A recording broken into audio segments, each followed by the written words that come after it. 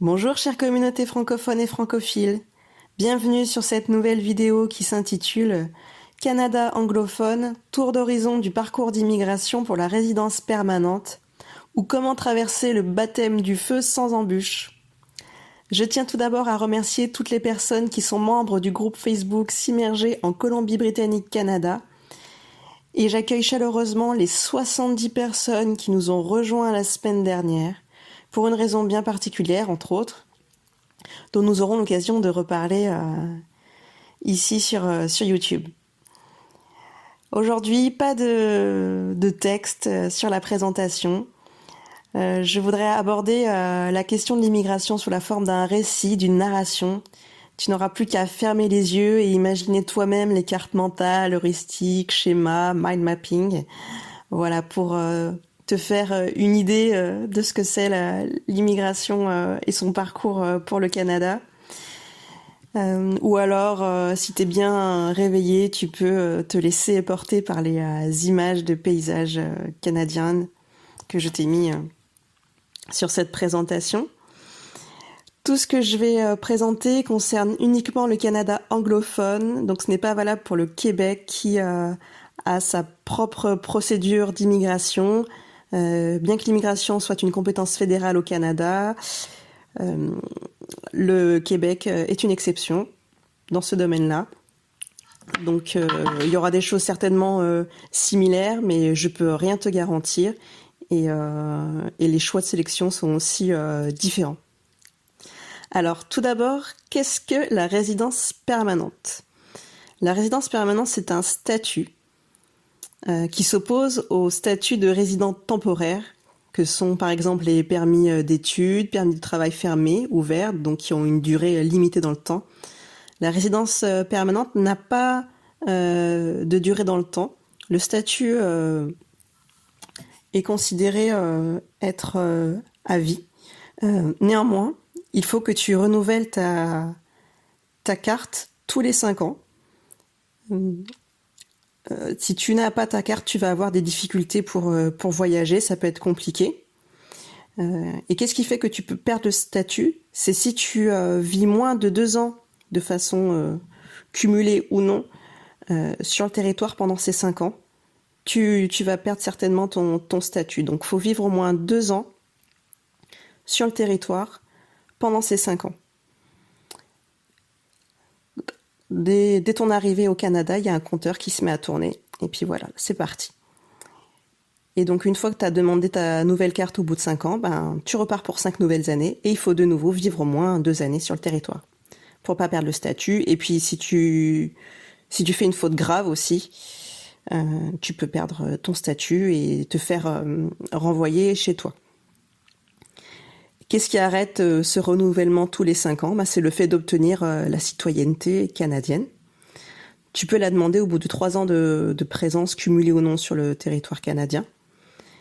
Et les délais d'obtention sont de 7 mois actuellement. Alors par exemple, si tu engages une procédure pour la résidence permanente dans le Canada anglophone aujourd'hui, tu peux espérer partir l'été prochain au Canada. Peut-être que parmi vous, il y en a qui sont très pressés, qui voudraient partir beaucoup plus tôt. Dans ce cas-là, il faut d'abord se tourner vers une résidence temporaire, donc c'est-à-dire trouver un emploi à distance et l'employeur te permettra d'avoir un permis de travail fermé, donc ou ouvert, mais si c'est fermé, c'est que tu dois travailler pour cet employeur uniquement pour une durée déterminée ou non, mais voilà, c'est un peu plus compliqué quand tu veux changer. Donc, mais si tu es pressé, voilà, tu peux d'abord passer par la résidence temporaire et après, une fois sur place, faire tranquillement tes démarches pour la résidence permanente. Néanmoins, la résidence permanente, le fait de l'obtenir tout de suite avant de partir, c'est ce qu'on appelle la voie royale. Voilà, c'est le must, c'est le plus facile, mais voilà, chaque cas est bien différent. Une fois que tu as la résidence permanente, donc là, ce que je vais dire, ça concerne les personnes, voilà, qui auraient le mal de la séparation, notamment avec leur famille. Tu peux parrainer ta famille proche comme un parent pour qu'il vienne te rejoindre et qu'il obtienne lui aussi la résidence permanente. Donc c'est intéressant. Ou alors, si vous voulez pas aller jusqu'à ce statut, il existe des super visas qui permettent donc à ta famille très proche, sur une période de 10 ans, de venir de 2 ans cumulés. Donc c'est aussi intéressant, parce que je rappelle que le visa de visiteur pour le Canada est de 6 mois. Pour certains pays, il n'y a pas besoin de visa, mais simplement d'une autorisation de voyage électronique. Tandis qu'avec ce super visa, une fois que toi tu es résident permanent, ta famille proche peut venir au moins 2 ans et renouveler ça sur 10 ans. Donc c'est intéressant. Voilà pour le tableau résidence permanente. Donc comment on fait pour l'obtenir? La démarche se fait en ligne. Et la plateforme s'appelle Entrée Express. Donc elle a été créée en 2015. Et tout est dématérialisé aujourd'hui. C'est le ministère de l'Immigration du Canada qui gère ça. Et c'est sur le site internet donc, de ce ministère qui s'appelle IRCC, Immigration, Réfugiés, Citoyenneté Canada. Et c'est ta base pour travailler. C'est vraiment une base, c'est ta seule référence pour avoir des informations justes et actualisées. Parce que n'oublions pas que l'immigration, c'est très politique. Donc aujourd'hui, l'immigration pour le Canada, elle reste massive grâce au gouvernement actuel. Mais peut-être que l'année prochaine, il y aura des élections et que les choses vont changer. Donc voilà, tiens-toi au courant de la politique. Néanmoins, là, les seuils, ils ont baissé pour accueillir les nouveaux immigrants parce qu'on s'est rendu compte que un immigré, c'était pas seulement un robot qui pouvait travailler, mais il fallait aussi le loger, éduquer ses enfants et puis le soigner. Parce qu'à un moment donné, même si on le fait venir en bonne santé, il peut tomber malade. Donc voilà, quand on se rend compte de ça, on baisse un petit peu les seuils. Néanmoins, ça reste largement ouvert. Mais on verra là par la suite ce qui a changé. Également, donc avant d'entrer dans la procédure Entrée Express que je vais expliquer, tu peux te faire aider d'un représentant qui aura le droit de te représenter, donc de faire les démarches à ta place, les démarches administratives à ta place. Et aussi, ça peut être intéressant si tu es pas forcément éligible à Entrée Express, de voir quels seraient les autres moyens pour toi pour entrer sur le territoire rapidement, parce qu'il existe quand même de nombreux programmes d'immigration, et en sachant que les provinces elles-mêmes ont des possibilités de te faire venir. On va en parler. Donc, concernant les représentants, il y a beaucoup d'arnaques, donc il faut que tu ailles sur le site officiel, je te le mettrai dans la barre de description, des consultants en immigration et ou aussi des avocats spécialisés en immigration. Alors, Entrée Express, c'est la plateforme qui gère l'immigration économique. Donc elle gère 3 programmes d'immigration économique. Le premier, c'est le programme des travailleurs qualifiés. Le second, le programme des travailleurs des métiers spécialisés. Et le dernier, c'est la catégorie de l'expérience canadienne. Donc, programme qualifié, ça veut dire qu'il faut avoir une qualification post-bac ou une certification concernant les métiers spécialisés. Donc en fait, la première étape, c'est de voir si tu peux entrer dans cette catégorie. C'est quand même très large. Donc il faut que tu ailles voir le site internet de la catégorie nationale professionnelle du Canada. Et si ton métier actuel, pour lequel tu as une certification dans ton pays, une qualification, correspond à cette CNP, catégorie nationale professionnelle, tu pourras prétendre à la résidence permanente, c'est-à-dire faire un dossier. Alors,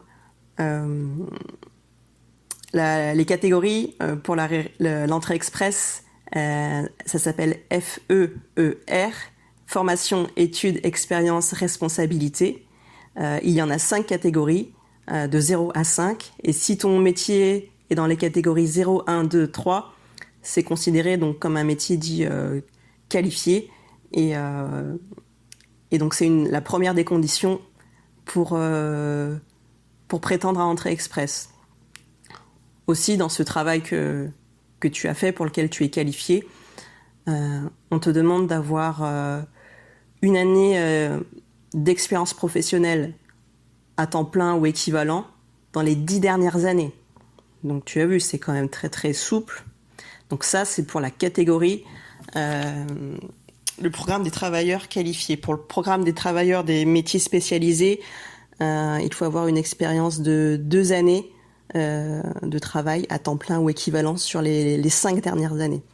Donc c'est vraiment ça qui va changer. Et puis pour les métiers spécialisés, les catégories dans la CNP sont différentes parce que voilà, on parle pas de la même chose. Métiers spécialisés, hein, c'est cuisinier, c'est tous les métiers de bouche, c'est tous les métiers de l'artisanat, les métiers du transport, tous les métiers manuels. Là, ce qui va vraiment changer pour le programme des travailleurs des métiers spécialisés, c'est que pour être éligible à Entrée Express, il faut soit avoir une offre d'emploi qui t'attend au Canada, d'une province, soit avoir ta certification canadienne. Donc ça, c'est très bien fait, il y a un site internet qui te permet de faire une procédure pour faire évaluer ta qualification de ton pays au Canada. Donc ça, c'est la grosse différence entre le programme des travailleurs qualifiés et le programme des travailleurs des métiers spécialisés. Catégorie d'expérience canadienne, bon bah voilà, il faut avoir travaillé un an dans les 3 dernières années au Canada pour pouvoir soumettre son profil. Donc voilà, première étape, c'est obtenir, savoir quelle est ta catégorie nationale professionnelle. Ensuite, la deuxième étape, avant de soumettre un profil, hein, ça va être de faire l'évaluation de tes diplômes d'études, donc l'EDE. Donc là, pareil, sur le site internet, on va te donner des listes de prestataires officiels, des organismes qui font l'évaluation des diplômes. Donc le plus connu, c'est WES, W-E-S, qui va pouvoir évaluer tes diplômes d'études, et le but, c'est de certifier que ton master, par exemple, il répond aux équivalences d'un master canadien. Bon, là-dessus, normalement, il n'y a pas de problème, mais c'est obligatoire. Donc, on va te demander d'envoyer tes diplômes, mais aussi tes rapports d'évaluation. Et là, la petite complexité, c'est qu'il faut que ton université, c'est elle qui va envoyer ces documents à IRCC dans une enveloppe dite scellée. Enfin voilà, ça tu iras voir plus en détail, mais c'est l'étape à faire. Donc ça peut prendre du temps si les universités sont pas hyper conciliantes, parce qu'elles ont peut-être autre chose à faire. Donc voilà. Et même ton bac, hein, il va falloir le présenter. Donc voilà, je parlerai des coûts de toutes ces démarches à la fin.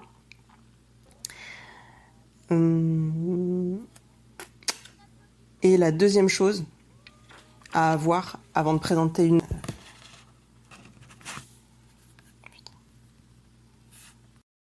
La seconde chose qu'il va falloir faire, c'est un test de langue.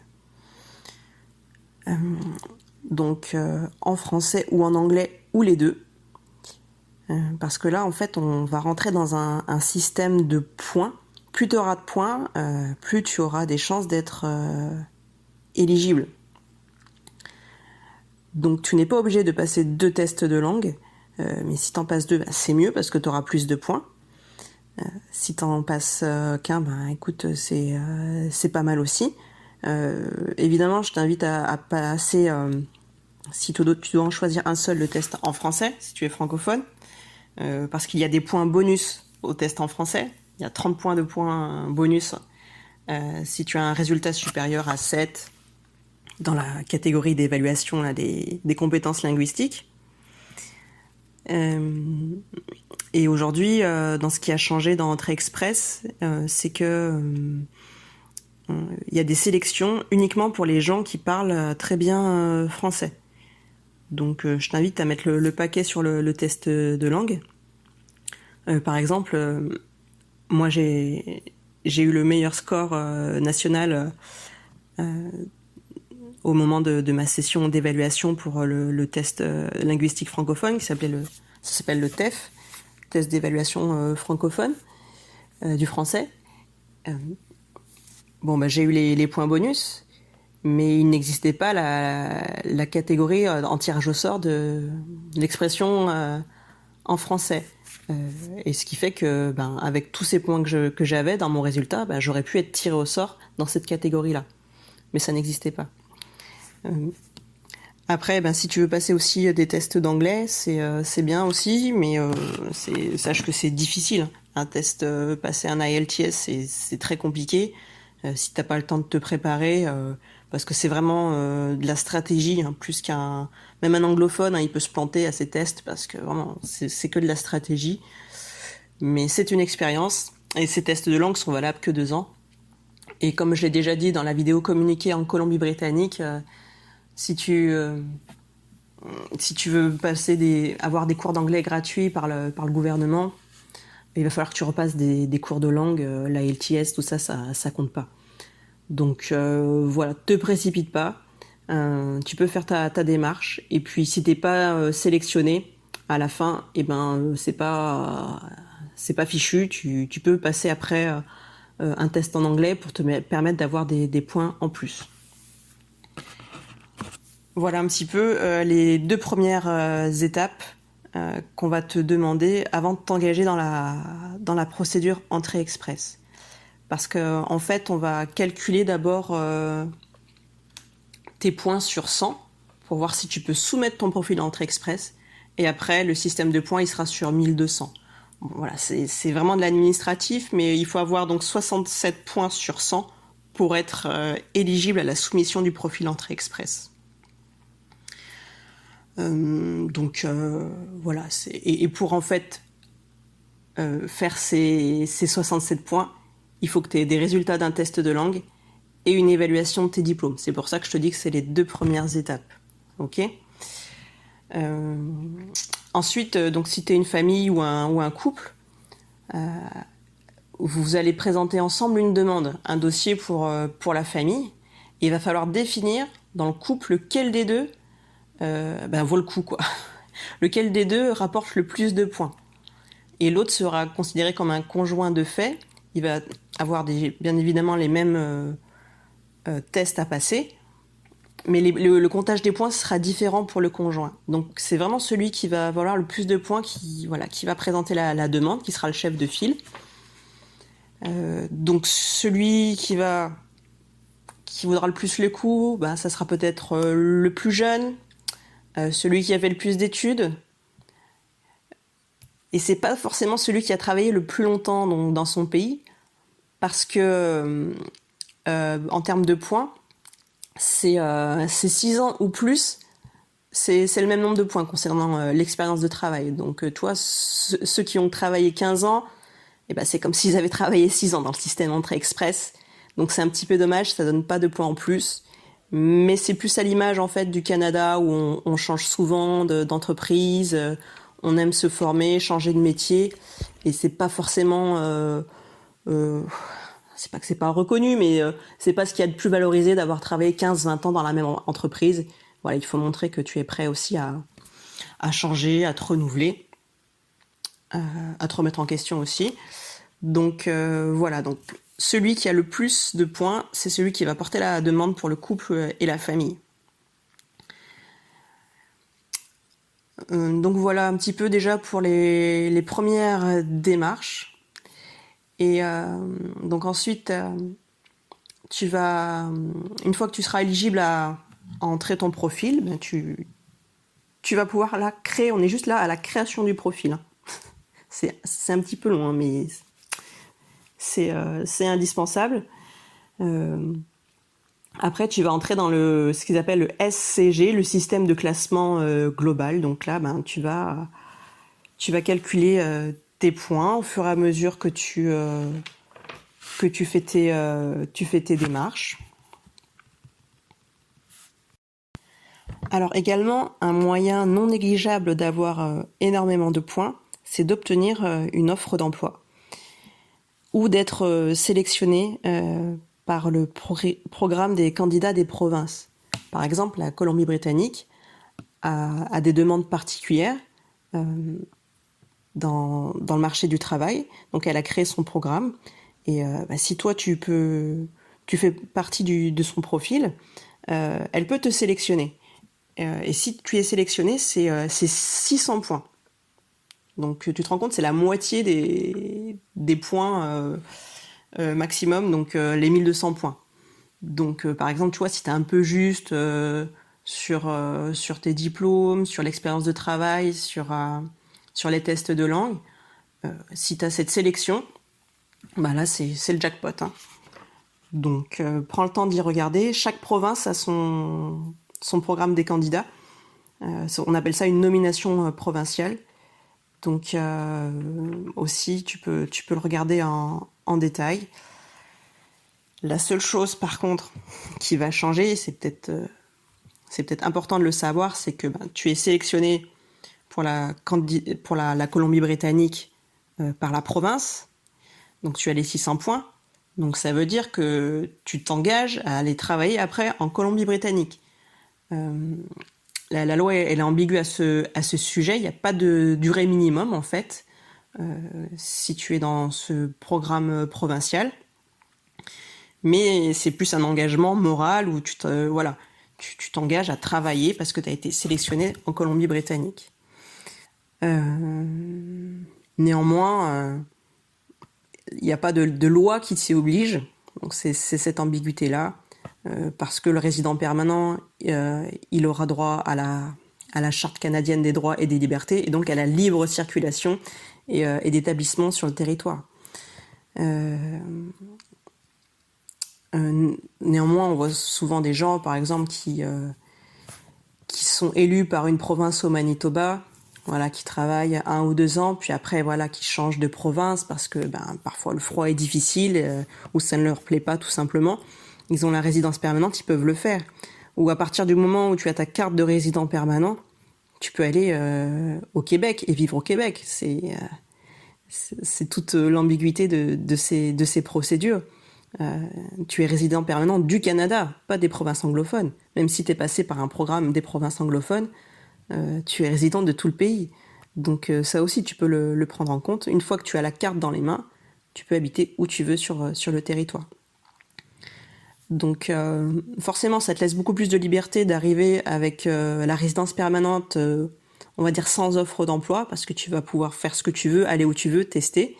Mais en ayant une nomination ou une offre d'emploi, voilà, ça t'apporte aussi un gage professionnel et c'est bien aussi, ça t'apporte une sécurité financière. Donc voilà pour le programme de nomination provinciale qui peut t'apporter beaucoup de points. Alors, qu'est-ce qui va se passer maintenant? Tu as fait tes tests de langue, tu as évalué tes diplômes, tu peux créer ton profil Entrée Express. Et donc là, tu vas être immergé. Et là, il va y avoir des rondes d'invitation. Et là, tu vas attendre de voir si on t'invite à présenter une demande. Donc ça s'appelle l'IPD, invitation à présenter une demande. Donc la ronde des candidats, c'est des sélections sur des programmes en particulier. Donc comme je te l'ai dit, par exemple, ils peuvent sélectionner tous ceux qui ont plus de 500 points et qui ont plus de 7 en test de français. Voilà. Après, ils peuvent aussi faire une ronde sur tous ceux qui ont un métier dans le domaine de la santé et qui ont plus, par exemple, de 600 points. Voilà, ça, on peut pas le prévoir, mais c'est toutes les 2 semaines qu'il se passe quelque chose. Et en fait, ça, c'est le gros changement sur la sélection à l'immigration, pour essayer d'avoir vraiment des gens qui collent aux besoins du terrain. Parce qu'avant, on avait des rondes d'invitation, c'était tous les programmes. Donc, tu savais que si tu avais pas mal de points, tu étais sûr qu'en 2 semaines, tu étais sélectionné. Là, c'est un peu plus difficile, donc je pense que ça va prendre plus de temps. Parfois, il peut y avoir tous les programmes, mais c'est beaucoup moins fréquent. L'invitation à présenter une demande, va falloir être un petit peu plus patient. Ça peut être aussi une sélection pour les programmes des nominations des provinces. Donc voilà, donc tout ça, tu as l'historique, tu peux voir tout ce qui est sorti. Il y en a qui font des statistiques, voilà, il y a des gens qui sont spécialisés là-dedans pour prévoir ce qui va sortir la prochaine fois. Euh, mais voilà, rien n'est impossible, comme tu peux le voir. Donc une fois que tu as été sélectionné par la ronde à présenter une demande, j'ai envie de te dire que là, tu peux commencer à ouvrir le champagne. Le reste qui va suivre, c'est vraiment de l'administratif, ça va être peut-être un peu lourd, mais t'es sélectionné en fait. Donc c'est vraiment chouette. Et à partir du moment où tu as l'invitation à présenter la demande, tu as 67 jours pour fournir tout ce qu'on va te demander de fournir. Et c'est là, en fait, il faut tout anticiper, il faut connaître le programme jusqu'à la fin, parce que pendant que tu attends, il y a plein de choses que tu peux faire. Par exemple, on va te demander un certificat de police de tous les pays où tu as séjourné. Donc, pour certains pays, ça peut prendre du temps pour les avoir. Donc ça, tu commences, en parallèle à le faire. Ensuite, on va te demander de faire des photos. Donc, les photos canadiennes, c'est peut-être pas celles que les normes de ton pays. Donc, il faut aller chez un photographe. Ça prend aussi un peu de temps. Il va falloir fournir une preuve de fonds, sauf si tu as une offre d'emploi. Donc, voilà, si tu as été nominé par une province et que tu as eu une offre d'emploi dans le cadre d'entrée express, là, il n'y aura pas de preuve de fonds à fournir. Sinon, il va falloir prouver sur tes comptes que tu as au moins 27 297 dollars canadiens pour une famille de 4 personnes. Donc voilà, ça c'est une lettre de ton banquier, une lettre officielle qu'il faudra demander à ton banquier. Donc, et puis voilà, il faut s'assurer d'avoir les ressources. Il va falloir prouver ton expérience de travail, donc de demander des lettres de référence. De prouver aussi son statut si tu es travailleur indépendant, donc ça aussi tu peux le faire en parallèle. Il va falloir aussi, mais quand on va te le demander, de passer une visite médicale. Donc il y a une poignée de médecins en Europe qui font ça, souvent c'est des médecins à la retraite, donc qui sont coordonnés par IRCC. Donc ça aussi c'est une épreuve et beaucoup de gens ne sont pas au courant de ce que c'est que de faire une visite médicale d'immigration pour le Canada. T'as compris, hein, le Canada il choisit ses immigrés, ses immigrants pour la catégorie des travailleurs qualifiés. Il accueille aussi beaucoup de réfugiés, mais pour les travailleurs qualifiés, il veut qu'ils soient en bonne santé. Donc tu vas passer tout un bilan avec le médecin. Tu vas avoir une prise de sang, des tests d'urine et puis des radios. En général, c'est bien organisé, tout se passe dans le même quartier. Voilà, les gens dans les laboratoires, ils sont au courant, ça se passe bien. Il faut compter 4 heures, hein, si tu es une famille de 4, c'est 4 heures de temps. Pour les enfants, ils ne demandent pas de radio ou de prise de sang, mais à partir de 6 ans, ils regardent les urines quand même des enfants. C'est assez poussé. Bon, les médecins, ils sont quand même... il y en a qui seront plus souples que d'autres. mais il y en a certains qui ont peur des contrôles d'IRCC, donc vraiment, ils sont très, très stricts, sympas mais stricts. Et bon, il y en a qui ont qui ont vu les pauvres qu'ils avaient par exemple une tuberculose sur les radios. Voilà, ils étaient asymptomatiques, donc le médecin leur dit c'est pas grave, soigne-toi, et puis tu reviendras faire une visite dans quelques temps quand tu seras soigné. Mais en fait, il a un énorme pouvoir, le médecin de la visite médicale, parce que s'il voit qu'il y a un problème, il te laissera pas aller au-delà dans la procédure, dans la démarche. Donc c'est là où tu vois que tous tes efforts que tu as fait dans ta vie pour avoir une bonne santé, comme ne pas fumer, voilà, là ça va payer peut-être pour la première fois de ta vie où tu seras content en fait d'avoir pris soin de toi. Ensuite, on continue, hein. Donc quand quand tu as eu ton invitation à présenter ta demande, donc tu as 60 jours pour fournir tout ce que je viens de te dire, hein, faire la visite médicale, preuve de fond. Voilà, ça va aller vite, hein. Et puis, une fois qu'ils ont reçu ton dossier, que tu leur as envoyé, que tout sera bouclé, quelques mois plus tard, on va te demander de passer la biométrie, donc tes empreintes.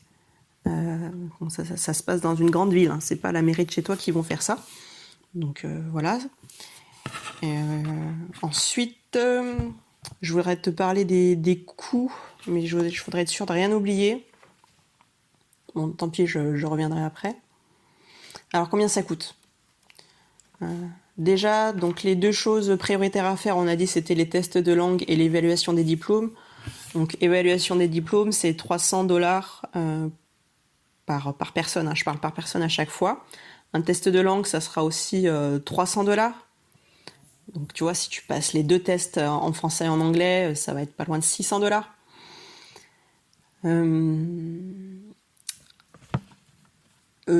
Également, si tu es nominé par une province, il y a des il y a des frais de gestion, donc ça peut être $1150 à payer. L'examen, la visite médicale, c'est $200. Donc tu vois, si tu es une famille de 4, voilà, je te laisse faire le calcul. Et puis il y a les de biométrie, donc ça peut pas dépasser $170 pour une famille. Et puis enfin, on a tous les frais, donc déjà de traitement de la procédure entrée express qui sont de $950 et les frais relatifs au droit de la résidence permanente qui sont de $575. Pour les enfants, dans les frais d'IRCC, ça sera uniquement $260 et eux, ils auront à payer aussi donc l'examen médical, donc on va dire allez, 460 par enfant et 2500 par adulte. Donc voilà ce qu'il va falloir débourser pour la procédure entrée express. 2500 par adulte, 460 par enfant. Donc voilà, c'est déjà un engagement. C'est un engagement financier.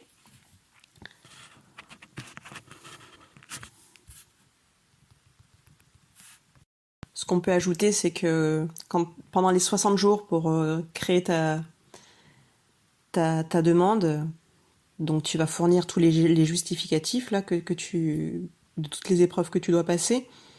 Moi, je compte ça à peu près à une semaine de travail en fait, hein, pour faire le dossier. On va te demander l'historique de toutes les adresses où tu as habité. On va aussi vouloir savoir l'historique de tes voyages des 10 dernières années. Donc pour ceux qui voyagent beaucoup, ça peut être compliqué. Donc voilà, mais tout ça, tu peux le préparer en amont. Donc ensuite, alors on a vu que tu avais la biométrie, c'était la dernière étape. Et puis on a vu que ça durait 6 mois à peu près pour avoir ce qu'on appelle la confirmation de résidence permanente. Donc le jour où tu déposes ton dossier, ça s'appelle l'AOR, tu vas recevoir un accusé de réception. Et c'est là où va commencer le chrono pour les 6 mois. L'AOR. Au bout de 6 mois, tu vas recevoir la confirmation de résidence permanente, où là, on va te demander de refaire des photos, Tu vas me dire, j'ai déjà fait des photos, ben c'était pas pour la même chose, là faut en refaire aussi aux normes canadiennes. Et, euh, et puis voilà, après ben tu pourras partir. Et c'est le douanier au Canada qui pourra voilà, faire le lancement de ta carte de la résidence permanente. Donc il faudra fournir une adresse quand tu arrives là-bas pour qu'il puisse l'envoyer. C'est pas forcément ton adresse de domicile parce que souvent quand tu arrives t'en as pas, mais ça peut être chez des amis, de la famille ou auprès d'un organisme d'aide à l'immigration qui peut offrir ce service-là. Alors, combien de temps en fait tu as pour te rendre au Canada? Ça, c'est une question importante. Euh, c'est un petit peu ambigu parce qu'on va te dire que tu as 1 an à partir du moment où tu as reçu ta confirmation de résidence permanente. Mais on va aussi, des fois, tu vas comprendre que tu as en fait 1 an à la date d'échéance, à la date anniversaire de l'examen médical, ok, qui périme lui au bout d'1 an.